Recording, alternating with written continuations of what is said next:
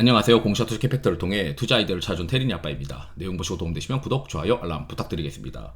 OCI가 이제 공개 매수 현물 출자가 시작되었습니다. 이게 과거에 이제 솔브레인 사례에서도 비슷했었다고 저는 생각을 하고 있는데, 솔브레인도 공개 매수 현물 출자 공시 나오는 날 전후로 해서 주가가 한번 흔들렸다가 그 뒤로 이제 다시 쭉 올라가는 어떤 상황이 있었던 만큼 이 OCI의 공개 매수 현물 출자는 이제 펀더멘털, OCI 자체의 펀더멘털만 바라보는 어떤 시기가 되었다라고 말씀드리고 싶고, 이 공개 매수 현물 출자가 어떻게 흘러가는지, 과거 사례 어떻는지 이런 것들을 간단히 말씀드리겠습니다. 우선 주가가 빠졌는데 잘 오르다가 시초가에서 잘 오르면서 진행하다가 시장에서는 2차전지 관련된 종목들이 너무 심하게 이제 조정을 받다 보니까 이 OCI도 2차전지 관련된 밸류 체인으로 들어가게 되면서 이거 좀 팔아야 되는 거 아니냐 이렇게 생각을 한 것 같아요. 그래서 주가가 이제 조정이 나타나는 것이고, 더불어 이제 그 OCI 홀딩스가 공개 매수 현물 출자를 하는 게 어느 정도 뭐 시장에 알려졌는지 모르겠지만, 그게 이제 또 야 이거 단기적으로 봤을 때는 OCI의 주가가 더 못 갈 수도 있는 거 아닌가? 공개 매수 현물 출자를 한다는 거는 그래도 OCI의 사업 가치가 어느 정도 회사가 만족할 만큼 주가가 오른 건가? 이렇게 또 생각할 수도 있는 거죠. 단순하게 생각하게 되면. 근데 저는 그건 아니라고 생각이 들고, 우선 공시 보면서 말씀드리겠습니다. OCI 홀딩스는 유상증자 결정 공시가 올라왔고, 이 유상증자 결정 공시의 핵심은 주식 목표는 이제 신주는 한 400만 주를 하겠다는데 이 400만 주 다 못하는 경우가 대부분이에요. 그리고 납입일은 9월 22일입니다. 청약은 8월 30일부터 9월 20일인데, 자, 이 8월 30일부터 9월 20일 사이든 뭐든 간에 지금 목표는 OCI의 주주들한테서 OCI 주가를 주당 13만 9천 원에 사온다는 거예요. 13만 9천 원에 사와서 OCI 홀딩스 신주를 배정한다는 건데, 이 신주의 가격은 정해진 게 아니고, 신주의 가격은 8월 24일부터 8월 28일까지의 3거래일간의 가중산술 평균 주가로 결정을 하게 됩니다. 결국은 뭐냐면 이제 OCI 홀딩스의 주가는 떨어지면 떨어질수록 OCI 홀딩스 주식을 더 많이 배정받을 수 있겠죠. 그렇기 때문에 지금 현재 신주 가액이 11만 5천 원인데 OCI 홀딩스 주가가 이거보다 낮으니까 이거 뭐냐 뭐 이렇게 생각하는 게 아니고, 24일부터 28일까지 3일간의 거래 금액을 나눠가지고 OCI 홀딩스 신주를 몇 주 받을 수 있는지가 결정이 되는 건데, 자, 최대주주 입장에서 한번 생각을 해보죠. 최대주주는 지금 현재 이게 OCI 홀딩스 그 분기 보고서인데, 최대주주는 이 OCI 주식을 이 OCI 홀딩스한테 주면서 OCI 홀딩스의 신주를 받겠죠. 그러니까 이화영부터 해서 쭉 밑에 있는 이 유니드라고 하는 법인까지 이 주식들을 전부 다 OCI 홀딩스한테 넘겨주면서, 그리고 OCI 홀딩스가 새로 발행하는 신주를 이제 가져가게 되면 지금 현재 22%의 지분율을 거의 이제 2배 이상으로 늘리고 싶을 겁니다. 그렇기 때문에 그게 가능하게 되려면, 첫째, OCI 홀딩스 주가가 떨어지면 떨어질수록 이 최대 주주들한테는 유리해요. 왜냐하면 바꿀 수 있는 신주가 점점 증가하게 되니까. 두 번째는 소액 주주들이 공개 매수와 현물 출자에서 소액 주주들이 이 공시에 의거해서 유상증자 신주를 발행하겠다고 청약을 하지 않아야 됩니다. 그러니까 소액 주주들이 많이 들어오면 들어올수록 최대 주주는 내가 OCI 홀딩스의 지분율을 최대한 확보하는데 좋은 상황이 아니라는 거죠. 그래서 결국은 뭐냐면, 회사는 OCI는 주가가 이제 13만 9천 원 이상으로 올라가기를 원할 것이고, OCI 홀딩스 주가는 조금씩 떨어지기를 원할 것이다. 그래야 OCI의 주식을 가지고 OCI 홀딩스 지분을 최대 주주들이 최대한 많이 확보하게 되면서 지배구조를 확보할 수 있겠죠. 그렇게 되면은 최대 주주는 한 40% 정도까지의 어떤 뭐 주식을 확보한다. 그러면은 최대 주주 OCI 홀딩스, OCI 이렇게 이제 그 지주회사 체계가 완료가 됩니다. 그래서 이거를 이제 그 공시를 했던 거죠. 우리가 공개 매수 현물 출자하겠다. 이후 자회 그 신주 상장을 하겠다. 그렇게 되면은 지금 일단 여기까지 신주 상장하고 지주회사 전환까지 하게 되면은 OCI 홀딩스는 OCI의 지분을 얼마나 확보를 하게 되냐면 OCI 홀딩스는 OCI 지분을 그 22.3% 이상 또는 뭐 30% 이상 될지 안 될지는 모르겠지만 일단 30% 이상까지는 목표가 있습니다. 그리고 이제 이게 어떻게 되냐면, 자, 저는 이렇게 생각을 하고 있는 거예요. 이게 지금 복잡해 보이실 수도 있겠지만, 자, OCI, 저는 이제 소액 주주들은 대부분 청약을 안 한다. OCI 홀딩스 주식을 받기 위해서 자기가 가지고 있는 OCI 홀딩스에게 팔지 않는다는 거죠. 신주를 받기 위해서. 그럼 누구냐? 22.23%에 해당하는 최대 주주들만 다 공개 매수 현물 출자에 응할 것이고, 그렇게 되면 이제 8%에 해당하는 분량이 이제 부족하게 됩니다. 그러면 이제 우리가 그 보시게 되면 OCI의 시가총액이 이제 한 1조 정도 되는데, 1조 정도 돼요. 1조 정도 지금 현재 1조 정도 되는데, 자, 8%에 해당하는 지분을 더 확보를 해야 됩니다. 여기서는.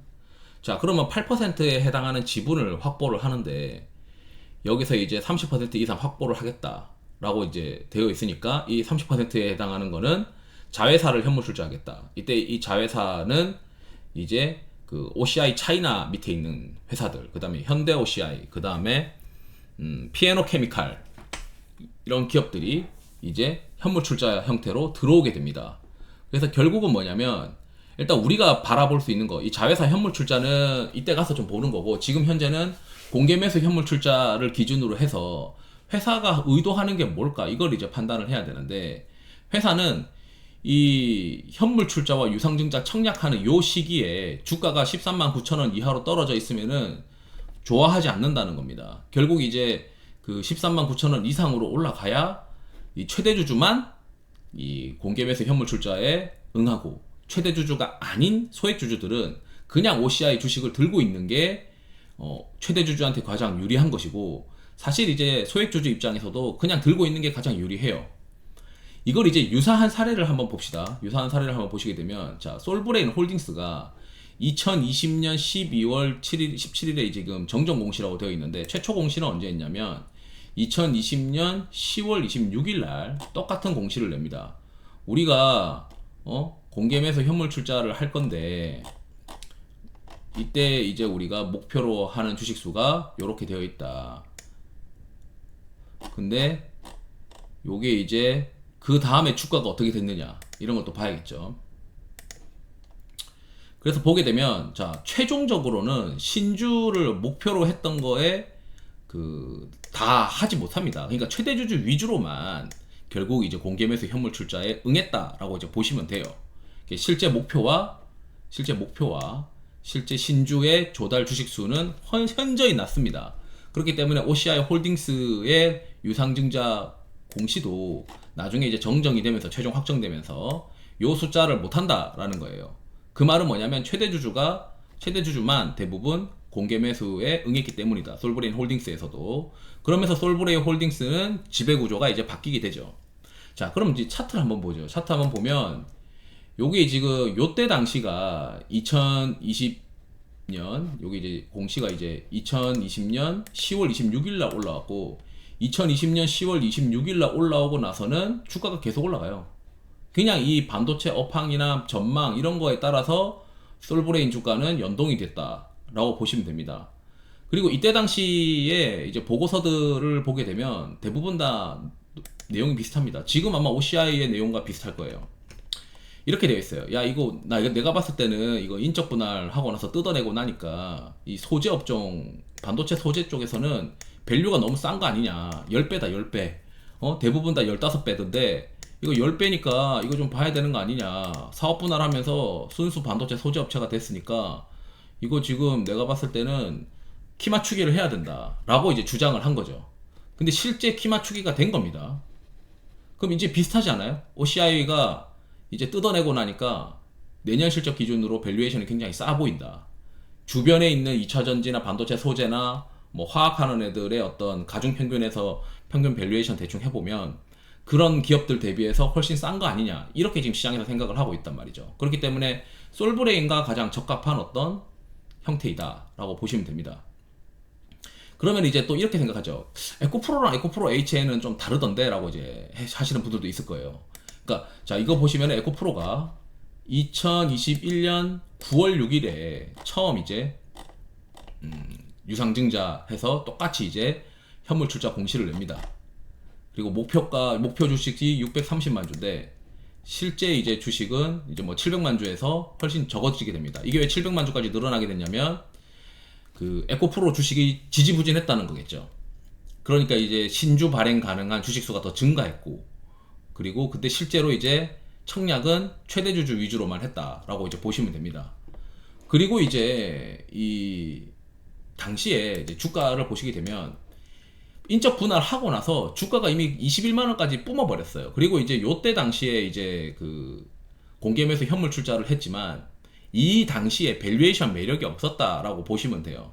왜냐면 이때 당시에 이제 이게 5월 달에 나온 보고서인데 당시 주가가 6만 원이었는데 목표 주가를 21만 원 잡았었어요. 그리고 목표 영업이익이 320억이다. 그리고 밸류에이션이 10배다. 라고 이제 주장을 한 겁니다.